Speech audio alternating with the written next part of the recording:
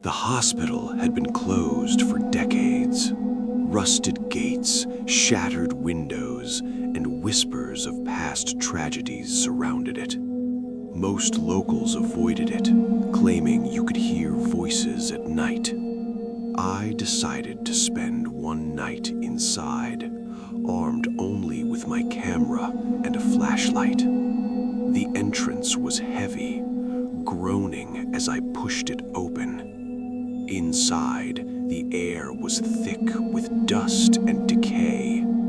Broken beds and yellowed charts littered the hallways. Every step echoed like a warning. At first, nothing unusual happened, just the creaks and the occasional drip of water. But soon, shadows began to stretch unnaturally, twisting along the walls as if alive. In the ICU ward, I found rusted beds lined in perfect order. A faint smell of antiseptic lingered, though the place had been abandoned for years. Then I heard it, a soft whisper calling my name. I spun around, flashlight shaking. Nothing. But the whispers grew louder, more insistent, coming from the operating theater.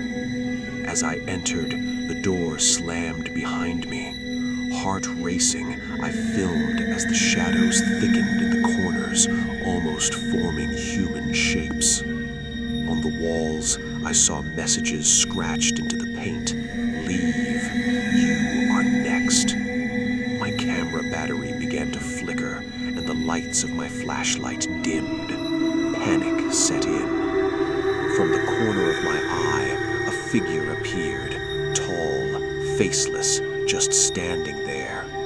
Every instinct screamed to run, but I was frozen. The figure moved closer, gliding silently over the floor. The whispers turned into a chorus of tormented screams.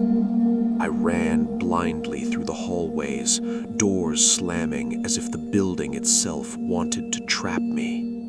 I reached the stairwell, descending to the basement. The smell of rot and decay was overpowering. There, in the darkest corner, hundreds of hospital gowns hung, swaying as if invisible hands were shaking them. I could hear breathing behind me, slow, deliberate, and not my own. Turning, I saw dozens of shadowy figures, faceless, standing still, yet watching.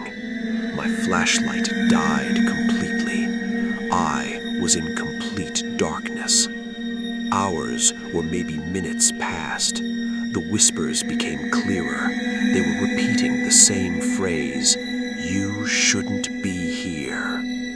With a final surge of courage, I ran to the exit. The door was stuck at first, but I forced it open.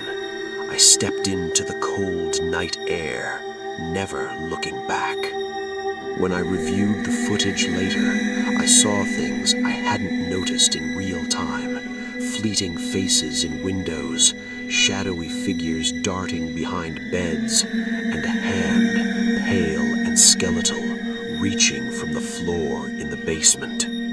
I left that hospital knowing I was lucky to escape, but sometimes at night, I still hear the whispers, soft, insistent, and calling my name.